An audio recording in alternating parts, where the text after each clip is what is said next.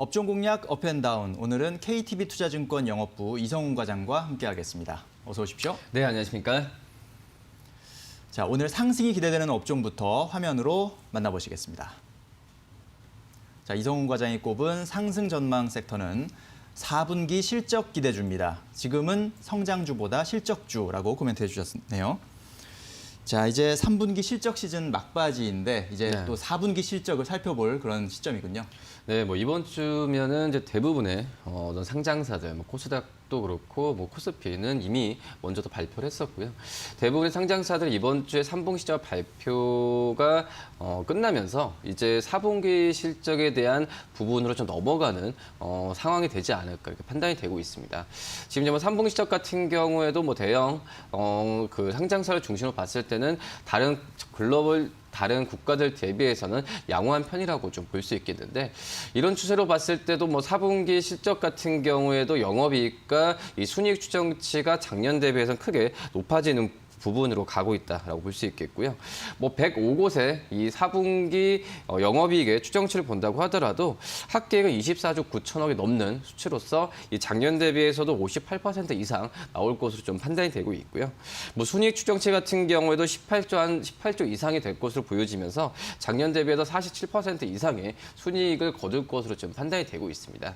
뭐 그런 점에서 봤을 때는 이 4분기 실적에 대한 기대감도 커지면서 이 관련된 종목들도 지금 관심을 많이 갖고 있는 상황이라고 볼 수 있겠는데요. 우선 시장 자체가 지금 뭐 바이든 효과 그리고 화이자 백신 효과 때문에 전체적인 분위기가 좋아지고 있는 상태인데, 뭐 예전과 다른 그런 상승과 틀리게 지금 현재 약간 유동성 장세에서 약간의 좀 실적 장세로 펀더멘탈 구조로 외국인들의 수급이 몰려오고 있다라고 좀 판단이 되고 있고요. 지금 현재 바이든 대통령이 당선이 되면서 지금 현재 뭐 금리 인상에 대한 부분이 지금 시장에서 좀 얘기가 많이 나와주고 있는데, 뭐 그런 점에서 봤을 때는 어떤 금리 인하에 의한 유동성 장세보다도 이제 실적에 대한 부분에 있어서 외국인들의 수급이 많이 몰릴 것으로 좀 판단이 되고 있습니다.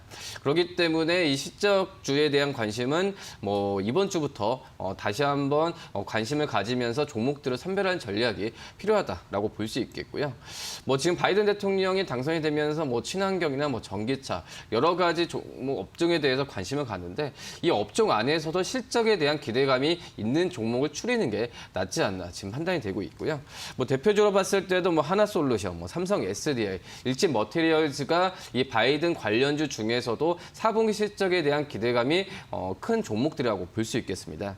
특히 이제 뭐 하나솔루션 같은 경우에는 이 4분기 순이익이 지금 현재 5천억 이상이 나올 것으로 판단되면서 작년 대비해서 무려 1970% 이상의 지금 추정이 1970% 이상의 상승이 좀 추정이 되고 있는 상황이고요. 또 대표적인 바이든 수혜주로 꼽히는 삼성 SDI 같은 경우에도 영업이익과 순이익이 작년 대비해서 뭐 7.8%, 17% 이상 늘어날 것으로 보여지면서 지금 현재 뭐 바이든 종목들 중에서도 저퍼, 그러니까 실적에 대한 기대감이 큰 종목 쪽으로 이제 그 수급에 대한 부분이 몰릴 가능성이 크지 않을까 이렇게 판단이 됩니다. 우선 바이든 이 관련주를 떠나서 이 전체 상장사 중에서도 작년 대비해서 이 흑자 전환하는 작년 4분기에 대비해서 올해 4분기에 흑자 전환하는 기업들도 상당히 좀 많은 것으로 좀 추정이 되고 있는데, 뭐 스튜디오 드래곤, LG디스플레이, 뭐 이마트, 현대제차, 롯데칠성 같은 종목들은 올해 4분기 영업이익은 흑자 전환할 가능성이 굉장히 크다라고 좀 판단이 되고 있습니다. 뭐 그렇기 때문에 지금 현재 말씀드렸듯이 이 올해 코로나 때 다른 모든 국가들 같은 경우가 대부분이 좀 어떤 경제에 대해서 봉쇄 조치를 취한 부분이 있었는데, 우리나라 같은 경우에는 뚜렷하게 그런 부분이 없었던 상태에서 어떤 코로나에 의한 펀더멘탈 훼손 부분은 그게 제한적으로 가지 않았나 판단이 되고 있고요. 이런 부분은 3분기 때 실적으로 말해주었고 4분기 때도 이 부분은 화답할 가능성이 크기 때문에 이 관련주에 대한 관심을 좀 꾸준히 가져야 되지 않을까 이렇게 판단됩니다. 네. 자, 코로나19로 전체적인 국가 경제 성장이 좀 타격을 받고 있는 상황입니다만 우리나라 상장사들의 뭐 영업이익이나 순이익 이런 부분에서는 좀 개선되는 모습, 선방하고 있는 모습들이 나타나고 있습니다. 그만큼 코로나를 잘 대응하고 있다라고 평가를 할 수도 있을 텐데요. 실적이 개선되고 있고 실적이 좋아질 것으로 전망되는 그런 종목들을 잘 골라내는 것이 좋은 투자 성적을 낼 수 있는 길이라고 생각이 드는군요. 자, 이번에는 피해야 할 섹터는 또 어떤 업종인지 지금 바로 화면으로 만나보시겠습니다. 자, 이성훈 과장이 꼽은 피해야 할 섹터는 저가 항공주입니다. 백신이 전부가 아니다라고 코멘트해 주셨군요. 자, 사실 백신 소식 이후에 어제 저가 항공주는 상당히 급등을 하는 모습을 나타냈거든요. 네. 하지만 조금 주의해야 할 필요가 있다라고 말씀하시는 거죠? 예, 어제 뭐 급등을 했던 게 저가 항공사도 그렇지만은 거의 뭐 항공업체들, 특히 네. 또 여행업체들 같은 이런 상반기 때 코로나19로 피해봤던 업종이 이 반등을 좀 크게 보여주었는데 이 한마디로 봤을 때 기대감이죠. 네. 뭐 기대감이고 그 전에 많이 떨어졌던 종목들이기 때문에 뭐 이 부분은 이제 뭐 미국도 그렇고 유럽도 그렇고 뭐 항공 여행 업종이 이 코로나19로 가장 피해를 보면서 주가 하락했던 종목들인데 이런 글로벌 그 기업들이 반등을 보여주면서 우리나라 항공 업체들 같은 경우에도 반등세를 크게 좀 보여주었던 게 사실이다라고 좀 볼 수 있겠는데 뭐 근데 따지고 본다고 한다면 이 백신에 대한 부분에 있어서 뭐 내년 하반기 때 뭐 상용화 지금 얘기 나오고 있는 상태이기 때문에 당장 이제 여행 업체뿐만 아니라 이 항공 업체들이 지금 현재 어떤 실적을 가시화하기에는 이르다는 부분은 좀 알고 계실 거라고 생각이 되고 있어요. 특히 이제 항공주 안에서도 지금 그 코로나19로 인해서 어떤 이제 지표나 이런 걸 본다고 하더라도 이 저가 항공주들이 좀 타격을 더 많이 받은 상황인데 그 이유 중에 하나가 대형 항공사 같은 경우에는 이 화물 운송에 대한 부분에 있어서 지금 화물 운송에 있어서 사업 부분에서 차지하는 비중이 점점 커지고 있는 상황이지만 실질적으로 저가 항공 같은 경우에는 이 화물 운송은 거의 뭐 미미한 수준으로 차지하고 있고 한마디로 이제 여객 부분이 가장 크게 중요하다라고 좀 볼 수 있겠고요. 그나마 이제 그 최근에 몇 개월간 봤을 때는 그 전보다 국내 여객 같은 경우에는 뭐 탑승률도 80%까지 올라갔고 어느 정도 안정을 취하지만 역시 뭐 국제선 같은 경우에는 뭐 그 거의 뭐 매출 같은 경우에 90% 이상은 줄어드는 상태다고 볼 수 있겠고요.